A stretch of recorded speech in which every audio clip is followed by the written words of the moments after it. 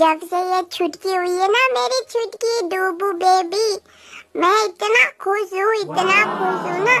मेरी बुबू है ना जो मेरी बुबू, भाई साहब लड़की ऐसी जिंदगी जी रही थी ना बिल्कुल बिना टेंशन के, बिना दिन भर सोना रात भर सोना, खाना नहीं बनाना, घर का काम नहीं करना।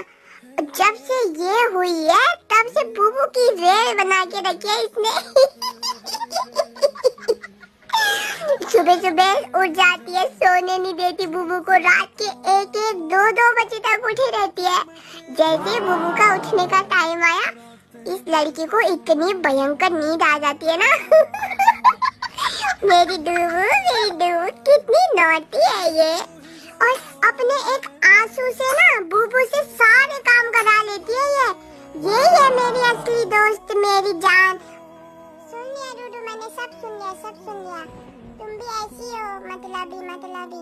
आएगा डूडू, वक्त आएगा, मेरा भी वक्त आएगा। हमेशा ही छोटा बेबी थोड़ी ना रहेगी, ये भी तो बड़ी होगी। फिर बताऊंगी डूडू, फिर बताऊंगी। खूब हंस रहे हो ना, हंस लो। मेरी जिंदगी में हंस लो डूडू। I love you Dudu, I love you।